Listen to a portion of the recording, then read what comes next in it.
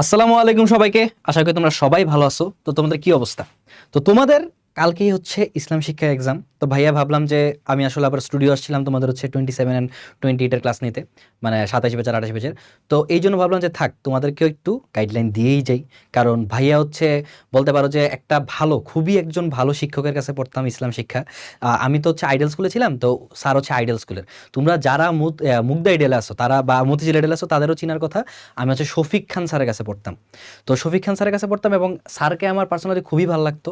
এবং স্যার হচ্ছে আমাকে কিছু গাইডলাইন দিছিল, কিছু নিয়ম বলে দিছিল যে এভাবে এভাবে কইরো। এবং স্যারের সবচেয়ে ভালো একটা হ্যাবিট ছিল কি, স্যার হচ্ছে মানে অনেক সুন্দর করে কথা বলতো, মানে উনার ক্লাস করতেই এমনি ভালো লাগতো আর কি। তো আমি চিন্তা করলাম যে স্যার আসলে আমাকে যা যা বলছে তা হচ্ছে আমিও তোমাদেরকে একটু বলি, কারণ ওই জিনিসগুলো আসলে আমার মনে করো যে A+ পাওয়াইতে আমাকে হেল্প করছে। আর আমি মনে করি যে তুমি যদি তোমার খাতার মধ্যে কালকে এই কাজগুলো করে আসতে পারো, বা তুমি যদি এই জিনিসগুলো ফলো করতে পারো, তাহলে তোমার ইনশাল্লাহ কি এখানে 90+ মার্ক তুমি এনশিওর করতে পারবা।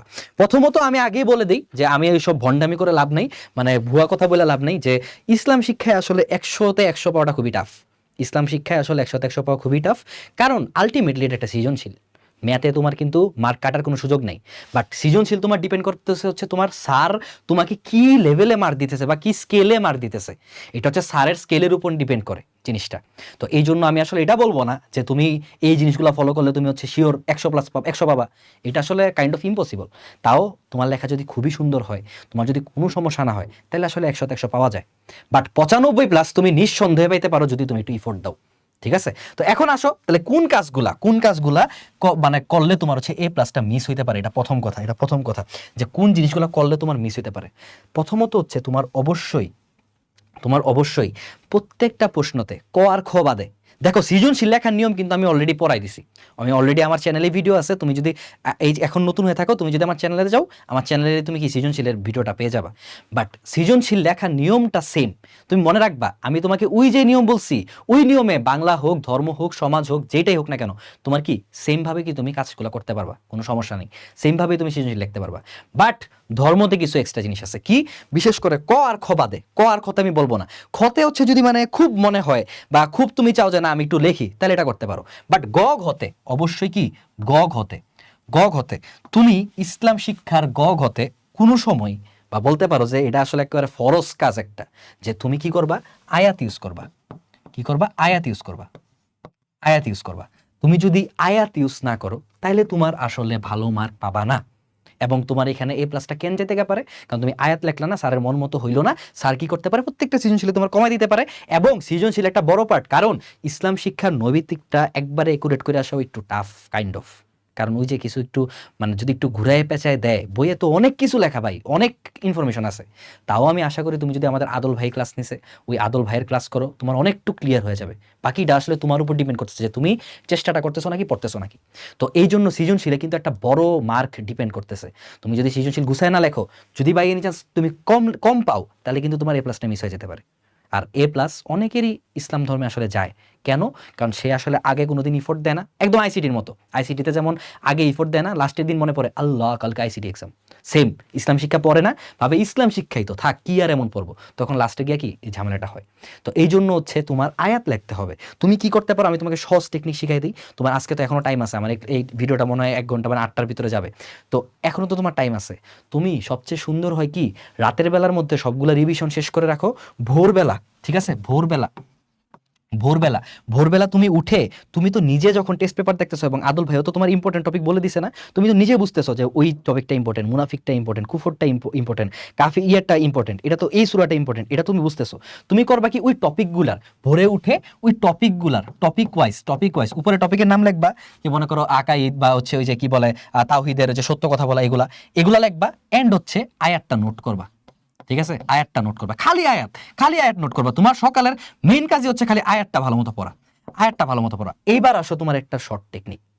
যারা আয়াতের একদম একুরেট সূরা মনে রাখতে পারবা, তাদের তো প্লাস পয়েন্ট, তাদের জন্য কোনো সমস্যা নেই। বাট আমি তোমাকে কি বলবো জানো, তুমি কিভাবে লিখবা, সহজ একটা টেকনিক বলে দিই, যেখানে তোমার জীবনে মনে করো যে কোনো ভুল হবে না। কারণ ওই যে সূরা বাকারার জায়গায় মনে করো সূরা অন্য একটা দিয়ে দিলা, তাহলে তো একটা মানে ঝামেলা, এইটা তো একটা করা যাবে না। তুমি কি করবা, আর লেখার স্টাইলটা বলি, আয়াতের লেখার স্টাইলটা হচ্ছে, মনে করো তোমার এইটুক পর্যন্ত লেখা হয়েছে, একটা লাইনে এইটুক পর্যন্ত লেখা হয়েছে, দেন তুমি শুরু করলা যে আল্লাহ বলেছেন, আল্লাহ আল্লাহ বলেছেন। এই যে এটা কিন্তু এই জায়গায় তুমি চাইলে কিন্তু কমা দিয়া এখান থেকে আয়াত শুরু করতে পারো, বাট ভাই তুমি এটা করবা না, ভুলেও করবা না। তুমি কি করবা, আল্লাহ বলেছেন, আল্লাহ বলেছেন এই লেখলা না, কমা দিবা। তোমার যেই লাইনে থাকো, যেই জায়গাতে থাকো, ওইখানে তোমার লাইন শেষ, লাইন শেষ। পরের লাইনে আসবা, পরের লাইনে এসে দেন হচ্ছে কি অ্যাপোস্ট্রফি কমা দিয়ে সুন্দর করে আয়াতটা লিখবা। চাইলে তুমি নীল কালি ইউজ করতে পারো, কোনো সমস্যা নেই। বাট বাবা ভুলেও নীল বাদে রং ধনুর 7 রং ইউজ করো না, ঝামেলা কিন্তু। অন্য কোনো কালি কিন্তু বোর্ডে অ্যালাউ না, নীল কালি। বাট আমি বলবো তুমি যদি এভাবে করো না, মনে করো এখানে আয়াতটা লেখলা, এখানে আয়াতটা লেখলা, এখানে আয়াতটা লেখলা, এই জায়গায় গিয়ে তোমার আয়াতটা শেষ হয়েছে, দেন তোমার অ্যাপোস্ট্রফি কমা শেষ। আমি বলবো তুমি যদি এভাবে লেখো না, তোমার লেখাটা ফ্রেশ হবে এবং তোমার নীল কালি না ইউজ করলে হবে। কারণ কালো কালি দিয়েও তুমি কিন্তু পাঠ করে দিতেছো, এই জায়গাতে তুমি একটা প্যারা করে দিতেছো, তখন স্যার দেখলেই চোখে দেখলেই বুঝবে যে আমার স্টুডেন্ট এখানে আয়াত লেখছে। অ্যান্ড যেটা বলতেছিলাম একটা টেকনিক, আয়াত সবসময় মনে রাখবা, আল্লাহ যা বলছে এটা কই আছে। একটা সহজ কথার উত্তর দাও, আল্লাহ যা বলছে এটা কই আছে। আল্লাহ যা বলছে এটা আছে হচ্ছে আমাদের কুরআন শরীফে, কুরআন মজিদে।